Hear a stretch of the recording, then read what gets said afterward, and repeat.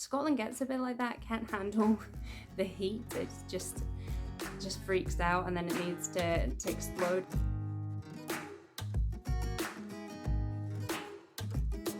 Hi, welcome to my channel. My name is Sarah and I love to talk about books. And it's time for my shelf indulgence video where I give you a wee update on what I've been reading and what I want to read next, anything I've watched or seen or listened to, and anything I've been up to. Just the chance to have a wee catch up about reading and everything else. I do apologise about, I do look a bit at the moment. I have quite a stressful day and the weather here in Scotland is really, really muggy. We haven't seen sun in what feels like days or weeks, but it's still warm and it just feels like we just need a big lightning and thunder storm to clear the air.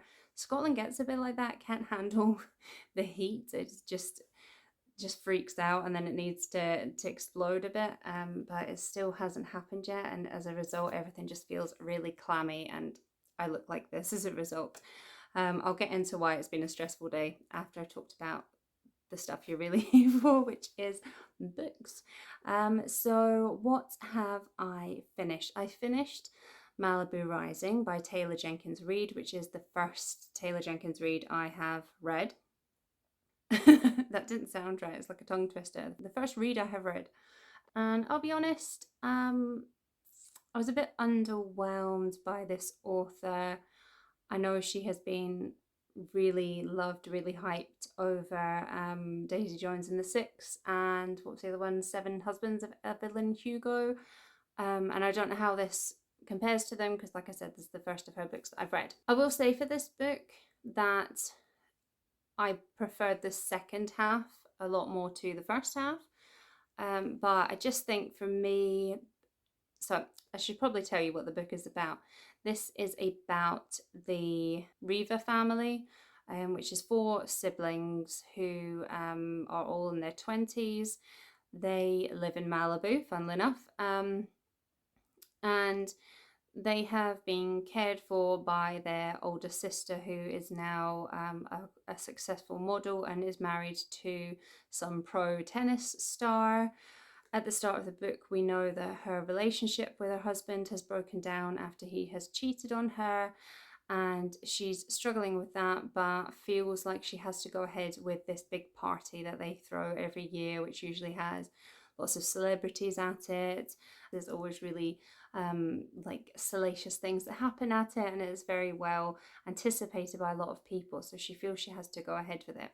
Her other siblings, there are 2 boys. One is a pro surfer and the other one is a photographer, and they kind of have teamed up and made a name for themselves that way. And then there's the youngest sister, who she's only 20, she's still coming into herself. And they're all the children of a really famous singer, kind of like a Frank Sinatra type, and they don't have any contact with him. And so this story shows the love that blossoms between their parents and how that all went wrong, and how they've coped with losing their parents and trying to keep the family unit together. And then it's also structured around the kind of, I think it's 12 hours of this party developing and things going really not very well. So I found the start of it to be really quite vapid.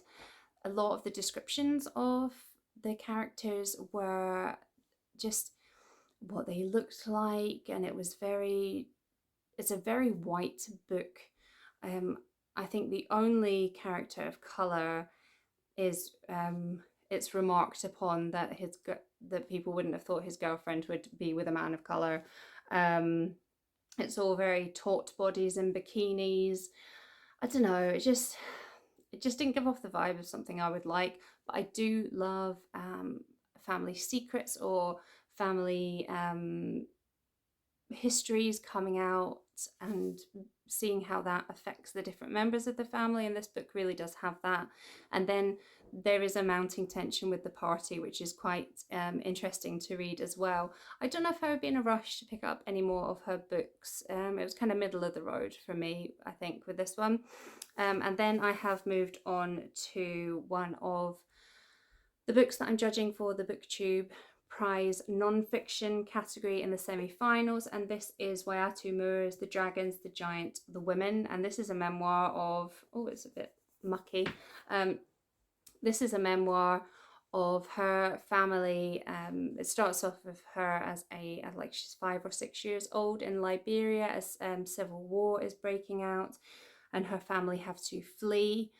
And where I've got to just now is kind of the second part, which is her later life, where her family have made it to America, and she's having to figure out how to live with this new identity as a Black woman in America and facing racism and also the trauma of fleeing Liberia as well. I can't say much more about that until the judging has finished for the prize, and I will be doing a video where I talk about all 6 of the books that I'm judging for this round, so I can tell you what I really thought of them. But this one I'm about halfway through. And I really do need to get started on my buddy read of Trevor Noah's Born a Crime, which is another memoir, and I'm doing it as a buddy read with Scott from Comparative Fiction and Plot. And if you haven't heard of Trevor Noah before, he's the presenter of The Daily Show. He took over from Jon Stewart, and he was born in South Africa to a Black mother and a white father, and that was illegal during the time of apartheid. So he spent a lot of his childhood being hidden away. Otherwise, his mother, I think his father, had disappeared. What a shock. I think his mother had to keep him hidden away so she didn't end up being punished for having a mixed race child. So I'm really looking forward to getting into that. I'm just trying to find time to fit it in because I'm freaking out, guys. I've got my master's thesis to do before September, and I've got so many academic papers to read. I just don't want to do it. There's so many of them, and then I have to write it up, and I just, please, can someone just do it for me? I have no money to pay you, but I'll be your best friend for life. But anyway, I'm sure you're really not interested in my study life.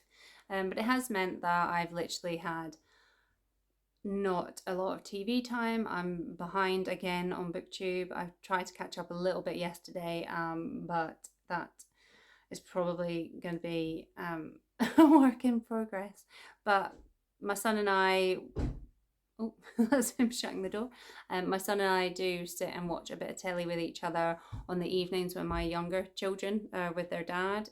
So we started, is it How to Get Away with Murder?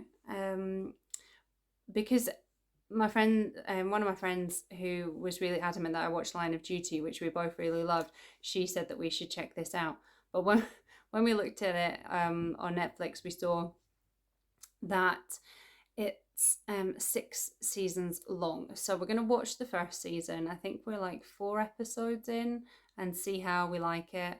And I do quite like it. I'm enjoying like the overarching story, but it's that way with, I find this a lot with American dramas, is that the episodes all have like a standalone story in them, which they're really interesting as well, but I find something a little bit formulaic about that, and so I don't know if that will get old quite quickly, but we'll see how we feel at the end of the first season. And I've also had like a couple of true crime things on in the background while I've been doing other things, both on Netflix, because I just kind of stuck it on and saw what was on.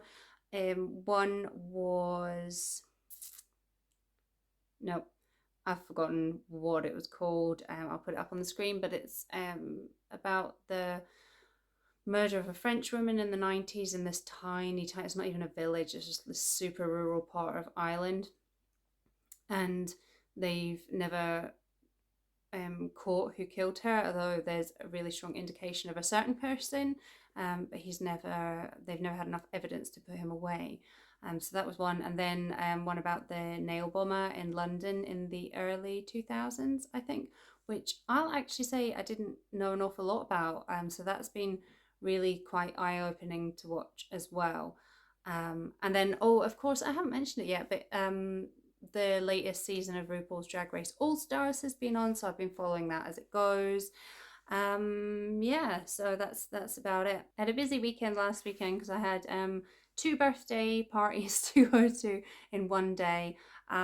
So that was a lot of fun, but I'm really hoping for a quiet weekend this weekend just so I can get stuck in with my master's stuff on Saturday until my boys come home from their dads, and then on Sunday, depending on the weather, I think there's a new fairy trail or woodland trail or something opened up in one of the villages around the peninsula from us. So I might take the boys to that just to get them out of the house. So I've been thinking about things like that and maybe adding in some vloggy bits into these shelf indulgence videos, just because we do live in such a gorgeous area of the country, and now that things are opening back up and we are hoping to get out and about, I might just add in some little scenic things, if I find any bookshops, things like that, add them into these videos as well. So let me know if that's something that you would like to see.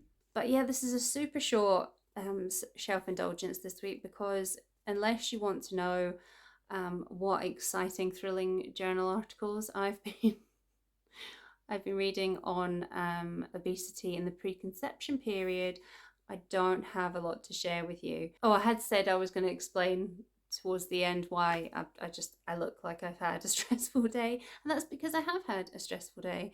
I had to do something that's been a long time coming. It was quite stressful getting through it, but it's a means to an end, and I'm hoping to have some good news soon about just my current life situation, which hopefully was getting sorted. Got the ball rolling for that today, so that's exciting, but it was incredibly stressful involved.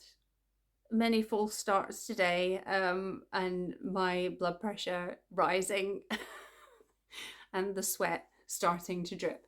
But yeah, I'm just looking forward to when I get to a quieter part of life, when I'm settled in my new job, my master's is finished, this other stuff that I'm dealing with is done, and I can just start to just breathe and enjoy life a little bit more. But thank you for sticking with me until, well, I don't know if you'll last until then, but thank you for sticking with me so far. And I will see you on Saturday when I will be wrapping up everything that I read in June. So until then, bye. Hi, my name is Sarah. Well, everyone.